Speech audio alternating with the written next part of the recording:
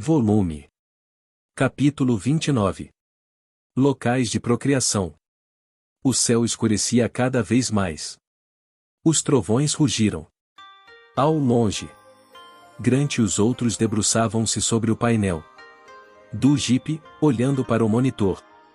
Locais de procriação? O disse pelo rádio. Ninhos, Grant esclareceu. Assumindo que a média de cada ninhada está entre 8 e 12 ovos incubados, estes dados mostram que os procompsognathus possuem 2 ninhos. Os raptores 2. Os otis 1 ninho. Os ipsis e os maias 1 ninho cada. Onde fizeram os ninhos? Precisaremos localizá-los, Grant respondeu. Os dinossauros escolhem lugares ermos para seus ninhos. Por que há tão poucos animais grandes? Argumentou. Se um ninho de maia tem entre 8 e 12 ovos, deveríamos encontrar de 8 a 12 maias. E não apenas um. Isso mesmo, Grant concordou. Entretanto, os raptores e procompsognathus soltos no parque provavelmente alimentam-se dos ovos dos animais maiores, além de atacar os filhotes também.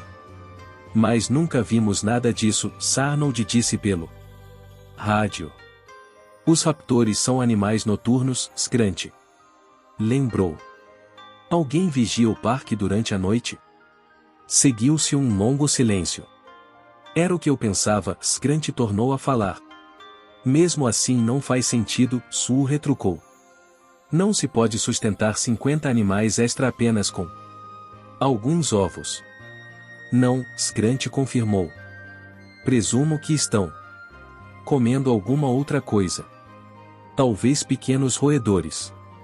Ratos e camundongos? Outro silêncio constrangedor. Já vi tudo, Grant disse. Quando chegaram à ilha tinham problemas com ratos. Mas o tempo foi passando. E eles deixaram de incomodar. Sim, isso é verdade. E nunca pensaram em investigar o motivo. Bem, presumimos, e Arnold começou. Olhe, Sue disse. Um fato ainda não foi explicado. Todos os animais são fêmeas. Não podem procriar. Grant já havia pensado naquilo. Recentemente, chegará a seu conhecimento um curioso estudo realizado na Alemanha, que poderia dar a resposta. Quando prepararam o DNA dos dinossauros, só dispunham de fragmentos, certo? Certo, Sue disse. Para completar a cadeia, foi necessário incluir fragmentos de DNA de outras espécies? Em alguns casos foi, Sue admitiu. Era o único modo de realizar a tarefa. Algumas vezes usamos DNA de aves, de diversos pássaros, e outras DNA de répteis. Algum DNA de anfíbios? Especificamente, DNA de rã? Provavelmente, mas preciso confirmar. Confirme, Grant pediu. Acho que isso dará a resposta. Malcolm intrometeu-se. DNA de rã? Por que de rã? Olhem, tudo isso é muito interessante, Gennaro disse impaciente, mas estamos deixando de lado a questão principal. Algum animal deixou a ilha? Não podemos afirmar nada ainda, com base nestes dados, respondeu Grant. E quando vamos saber? Só há um modo agora, Grant adiantou. Precisamos encontrar os ninhos de dinossauros, inspecioná-los e contar os fragmentos de ovos restantes. A partir daí, poderemos determinar quantos animais foram chocados. Saber quantos faltam. Mesmo assim, não saberá se os animais perdidos foram devorados, morreram de causas naturais ou fugiram da ilha, Malcolm ponderou. Não, Grant concordou, mas já é um começo. E creio que o estudo dos gráficos de população nos dará outras informações. E como encontraremos esses ninhos? Bem, Grant disse. Acho que o computador nos ajudará a fazer isso. Vamos voltar agora? Alexis pediu. Estou com fome. Sim, vamos embora. Grant sorriu para ela. Você tem sido muito boazinha. Vamos comer daqui a 20 minutos, cede Regis. Garantiu, dirigindo-se ao ponto onde estacionaram os Land Cruisers. Vou ficar mais um pouco, Cilly decidiu. Para tirar uma fotos do Stegos com a câmera do Dr. Harding. As vesículas na boca estarão curadas até amanhã. Quero voltar, Grant disse. Irei com as crianças. Eu também, Malcolm ajuntou. Acho que vou ficar, Gennaro também resolveu. Posso voltar de jipe com Harding e a doutora Sattler. Como quiser. Vamos logo. Eles começaram a caminhar para os veículos e então Malcolm indagou. Por que será que nosso advogado quis ficar? Grant deu de ombros. Talvez tenha alguma relação com a doutora Sattler. Realmente? Gostou do short, hein? Não seria o primeiro, Grant comentou. Quando chegaram aos Land Cruisers, Tim anunciou. Quero ir na frente agora, Dr. Grant. Infelizmente Grant e eu precisamos conversar. Malcolm negou. Prometo que vou ficar quieto, só escutando, Tim. Insistiu. A conversa é particular, Malcolm disse. Vou dar uma ideia, Tim, cede Regis interferiu. Vamos deixá-los sozinhos no carro de trás. Nós dois vamos no da frente, e você poderá usar os binóculos com visão noturna. Estes equipamentos possuem CCDS muito sensíveis, e a gente consegue ver no escuro. Legal, o menino aceitou, dirigindo-se ao primeiro carro. Ei! Alexis gritou. Eu também quero um. Não, Tim disse. Não é justo. Não é justo. Você fica com tudo. Tim. Ed Regis olhou para as crianças que discutiam e comentou com Grant. Já dá para ter uma ideia de como vai ser o resto do passeio. Grant e Malcolm subiram no segundo carro. Os primeiros pingos de chuva bateram no para-brisa. Melhor ir andando, Regis disse. Está quase na hora do jantar. E adoraria tomar um daiquiri de banana. Oh! Que acham? Um daiquiri não é uma ótima ideia? Ele bateu no painel de metal antes de sair correndo para o primeiro carro. Vejo vocês no alojamento. Uma luz vermelha no painel piscou. Com um ronronar elétrico, os Land Cruisers deram a partida. Malcolm parecia estranhamente controlado, na volta. Sob o crepúsculo. Você deveria se sentir vitorioso, Grant. Observou. Provou sua teoria. Para ser sincero, sinto um certo medo. Suspeito. De que chegamos a um ponto extremamente perigoso.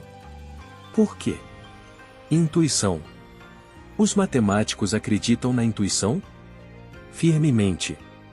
A intuição tem grande importância. Na verdade.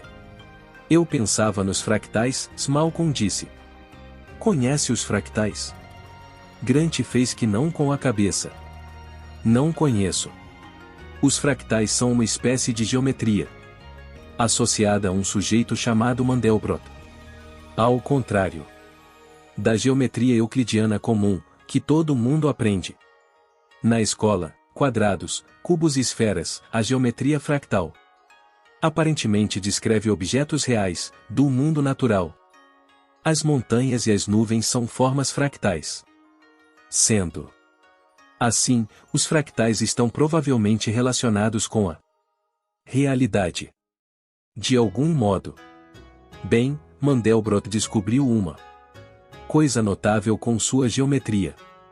Ele descobriu que as coisas parecem quase idênticas em diferentes escalas. Em diferentes escalas? Grant repetiu. Por exemplo, Malcolm prosseguiu, uma grande montanha, vista de longe, tem um perfil recortado de montanha. Se chegar mais perto, e observar um pequeno pico no alto da montanha, ele conservará o mesmo perfil. Na verdade, pode-se descer toda a escala, até um pequeno fragmento de rocha, visto no microscópio, dele terá o mesmo perfil fractal básico da montanha. Eu não entendo por que isso o incomoda tanto. Grant falou, bocejando. Ele sentia o odor sulfúrico das emanações vulcânicas. Aproximavam-se agora da estrada, que acompanhava a costa, com vista para a praia e o oceano. Trata-se de um modo de olhar para as coisas. Malcolm argumentou. Mandelbrot descobriu a identidade entre o pequeno e o grande. Esta mesma identidade de escalas também vale para eventos. Eventos? Pense nos preços do algodão, Malcolm disse. Temos registros precisos dos preços do algodão, feitos há mais de 100 anos. Se estudarmos as flutuações nas cotações desse produto, veremos que o gráfico da flutuação dos preços no decorrer de um dia se parece bastante com o gráfico de uma semana, que por sua vez se parece com o gráfico de um ano, ou de 10 anos. As coisas são assim. Um dia equivale a uma vida inteira. Começa a fazer algo, acaba fazendo outra coisa, planeja ir a algum lugar mas nunca chega lá. E, no final de sua vida, a existência inteira tem também esta característica aleatória. Sua vida inteira tem o aspecto de um único dia. Acho que é um modo de se ver as coisas, Grant refletiu. Não, Malcolm falou. É o único modo de ver as coisas. Pelo menos, o único modo compatível com a realidade. Sabe, o conceito de identidade fractal implica na recorrência, numa espécie de espelho que torna tudo imprevisível. Tudo pode mudar repentinamente, sem aviso prévio. Certo? Mas nos iludimos, acreditando que as mudanças súbitas ocorrem fora da ordem normal das coisas. Como um acidente de carro. Ou que estão fora de nosso controle. Como uma doença fatal. Não concebemos as transformações súbitas, radicais e irracionais como parte da própria essência da vida. Mas é isso. E a teoria do caos nos mostra que a linearidade pura, que acostumamos a aceitar como válida para tudo, da física à ficção, simplesmente não existe. A linearidade é uma maneira artificial de encarar o mundo. A vida real não é feita de uma série de eventos interligados, ocorrendo um após outro, como contas de um colar.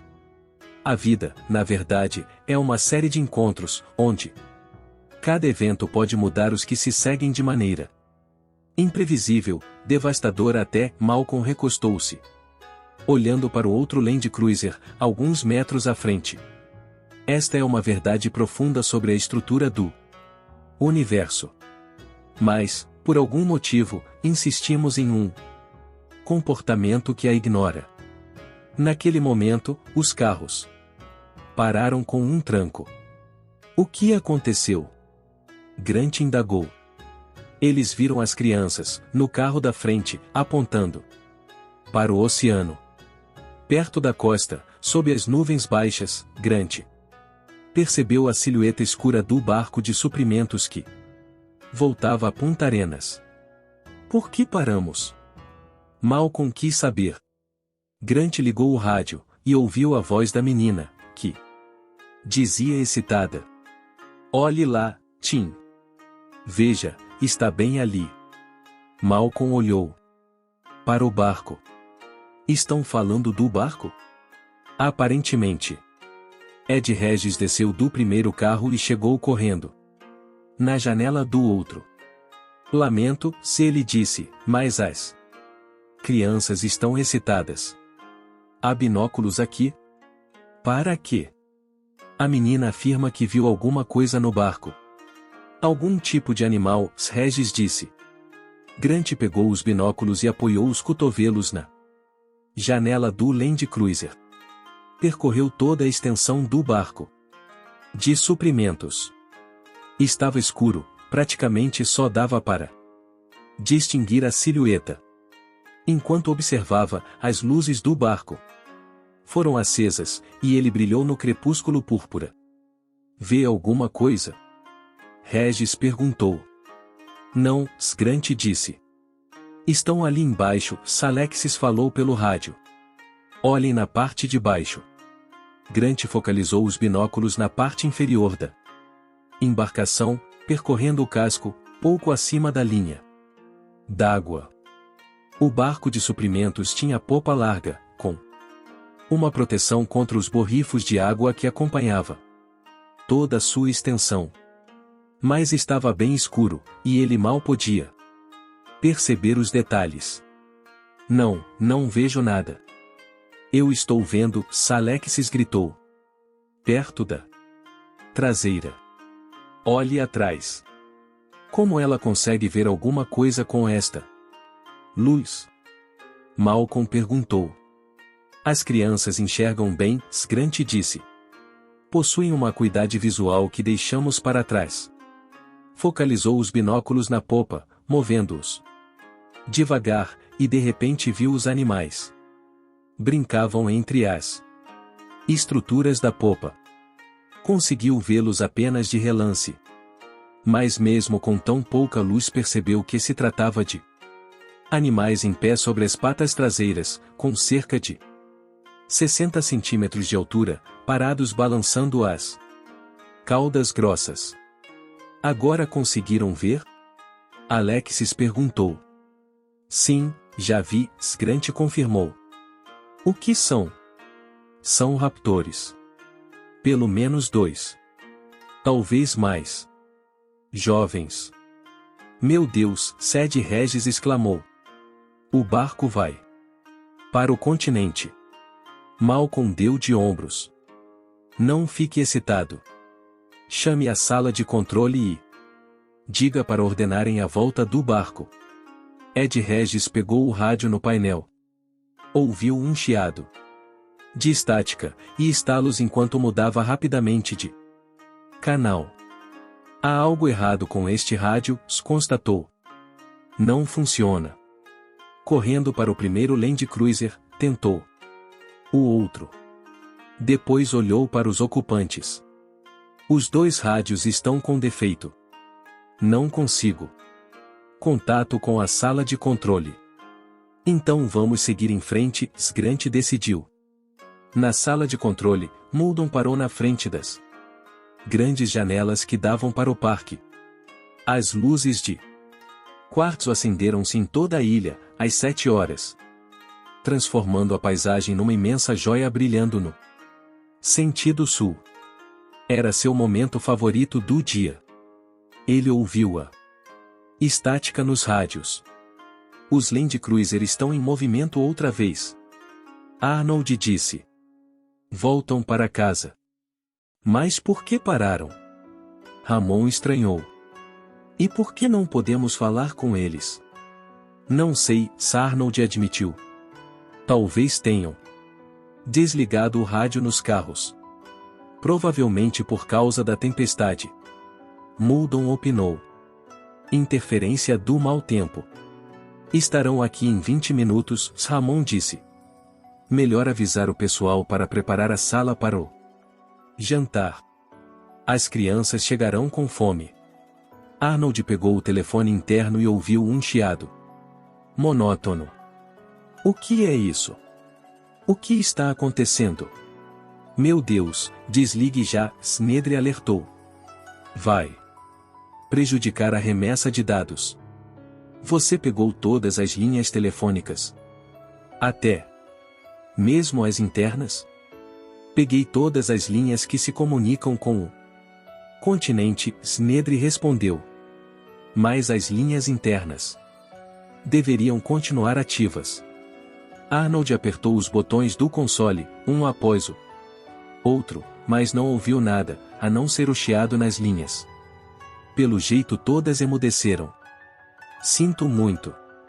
Vou liberar algumas linhas no final da próxima transmissão, dentro de uns 15 minutos. Nedry bocejou. Acho que vai ser um longo final de semana para mim. Vou tomar uma coca agora. Ele pegou sua bolsa e seguiu para a porta. Não toquem no meu console, está bem? A porta fechou-se. Mas que sujeito desagradável, Ramon. Resmungou. Sim, Arnold disse. Mas acredito que saiba o que está fazendo. Ao longo da estrada, nas beiras, nuvens de vapor vulcânico lançavam arco-íris nas luzes de quartzo brilhantes. Grant disse pelo rádio. Quanto tempo o barco demora para chegar ao continente? 18 horas, Ced Regis respondeu. Mais ou menos. É bem confiável. Ele olhou para o relógio. Deve chegar às 11 da manhã. Grant franziu a testa. Ainda não temos contato com a sala de controle? Ainda não. E quanto a Arden? Consegue falar com ele? Não, já tentei. Deve ter desligado o rádio. Malcolm balançava a cabeça. Então somos os únicos a saber que há animais a bordo do barco. Estou tentando localizar alguém, Ced Regis disse. Meu Deus, não podemos deixar que os animais cheguem ao continente. Quanto tempo demora até voltarmos ao alojamento? Mais ou menos uns 16 minutos, Ced Regis disse. A estrada era toda iluminada à noite, por lâmpadas potentes. Grant sentia como se estivessem atravessando um enorme túnel de folhas verdes. Os pingos de chuva batiam com força no para-brisa. Grant notou que o Land Cruiser diminuiu a marcha, e depois parou. E agora, o que foi? Não quero parar, Alexis protestou. Por quê? Paramos? E depois, de repente, as luzes todas se apagaram. A estrada mergulhou nas trevas. A menina protestou de novo. Ei! Provavelmente uma queda na força, ou algo. Assim, Ced Regis deduziu. Tenho certeza de que as luzes voltarão em 1 minuto. Mas que diacho! Arnold exclamou, olhando para os monitores. O que aconteceu? Muldoon perguntou. Caiu. A força? Sim, mas apenas a força no perímetro. Aqui no prédio está tudo em ordem. Mas, lá fora no parque, a eletricidade falhou. As luzes, as câmeras de televisão, tudo desligado. Os monitores de vídeo escureceram. E quanto aos 2 Land Cruisers? Pararam em algum lugar, perto do cercado dos tiranossauros. Bem, Muldoon disse, chame a manutenção e mande consertar isso. Arnold ergueu o fone e só ouviu um chiado, luz. Computadores de Nedry conversando entre si. Estamos sem telefone. Nedry desgraçado. Onde ele se meteu? Dennis Nedry empurrou a porta que indicava fertilização. Com a energia do perímetro desligada, todas as fechaduras de segurança haviam sido desativadas. Qualquer porta do prédio podia ser aberta com um toque. Os problemas com os sistemas de segurança ocupavam o primeiro lugar na lista de bugs do Parque Jurássico. Nedry ficou pensando se alguém já imaginara que não se tratava de bugs. Ele programara tudo. Até a clássica passagem secreta. Poucos programadores de grandes sistemas de computador resistiam à tentação de deixar uma Entrada secreta para uso próprio. Em parte por bom senso. Se usuários incompetentes travassem o sistema, se o chamassem para resolver isso, sempre haveria um modo de entrar e resolver o problema. E em parte era uma espécie de assinatura, como uma pichação num muro. E em parte um seguro para o futuro. Nedry estava furioso com o projeto do Parque Jurássico. No final, a InGen solicitara mudanças radicais no sistema, e não parecia disposta a pagar por elas, argumentando que estava tudo previsto no contrato original. Houvera ameaça de processo.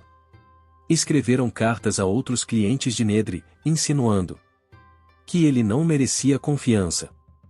Pura chantagem, e no final, Nedry tinha sido obrigado a engolir o serviço extra no Parque Jurássico e realizar as mudanças pedidas por Ramon.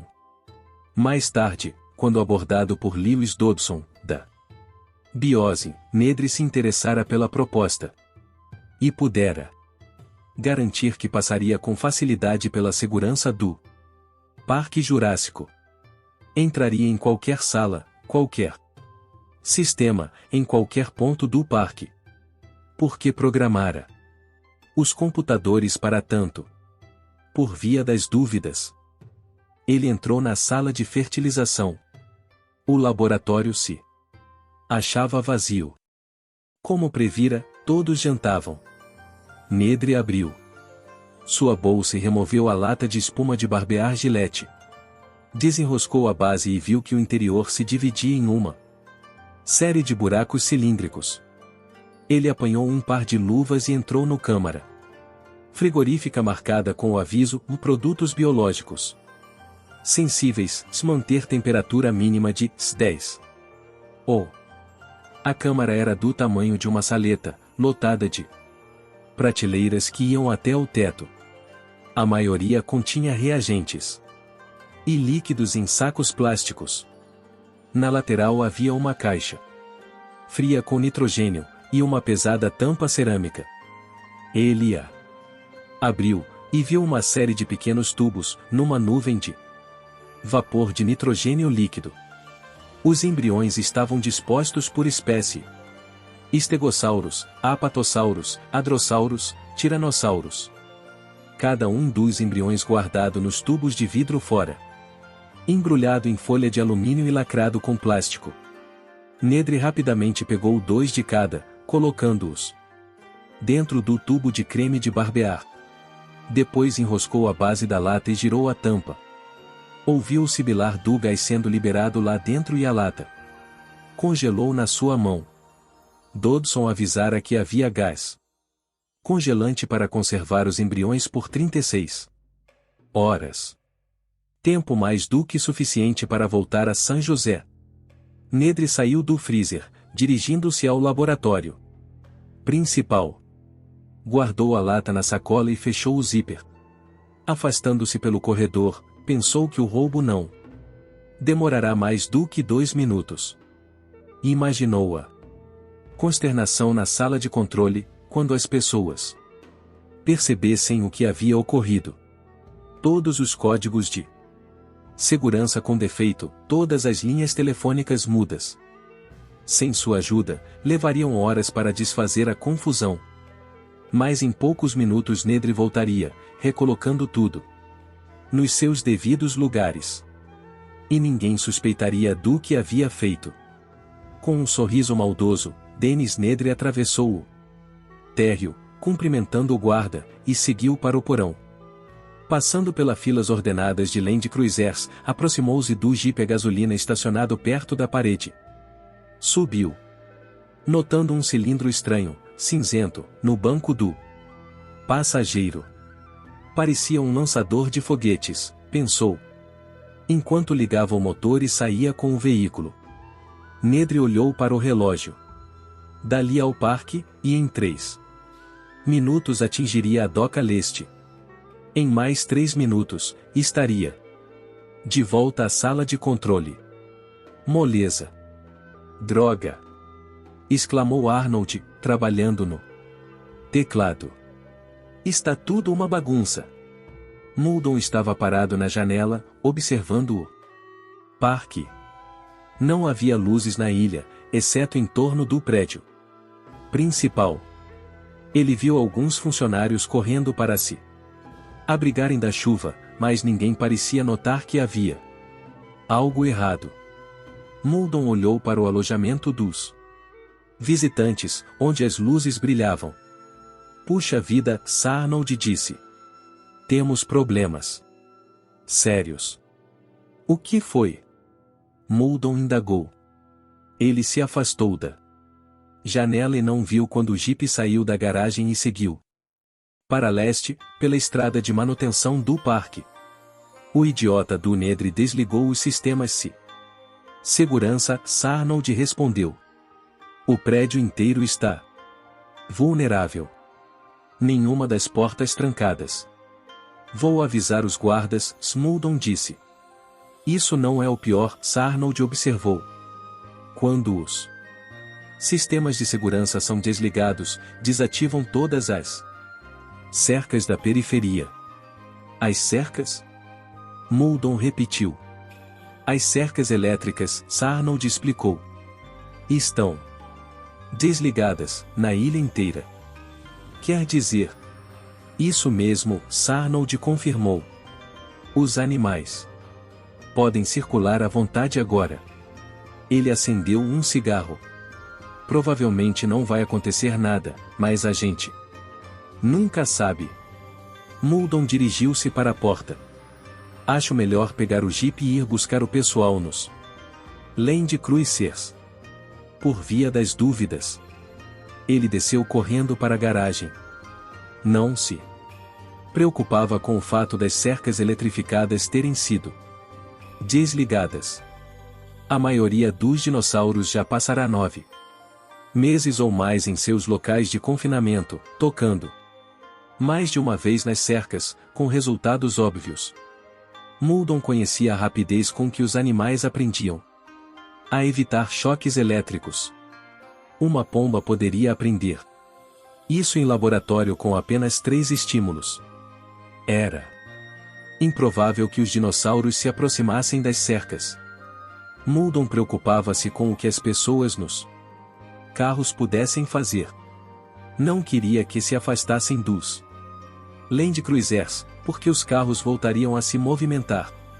Quando a energia retornasse, com gente dentro ou não, poderiam ser deixados para trás. Claro, naquela chuva. Ninguém sairia do carro. Chegou à garagem e correu para o jipe. Foi uma sorte ter se antecipado e posto o lançador de foguetes ali. Ele poderia sair imediatamente e o jipe não estava lá. Mas que diabos, e Muldon ficou olhando para a vaga vazia, atônito. O jipe não estava lá. Mas o que andava acontecendo ali, afinal? É isso, guerreiros e guerreiras. Espero que tenham curtido o vídeo tanto quanto eu curti trazê-lo para vocês. Agradeço de coração por terem assistido até o final. Se ainda não fazem parte da nossa comunidade, não se esqueçam de se inscrever no canal Samurai Novel para não perderem nenhum conteúdo épico que está por vir. E claro, a força do nosso clã cresce com a união de cada um de vocês. Compartilhem nossos vídeos com seus amigos, para que mais pessoas possam se juntar a essa jornada incrível. Juntos, somos mais fortes. Até o próximo vídeo, guerreiros. Continuem trilhando o caminho dos samurais e espalhando a energia positiva. Arigato.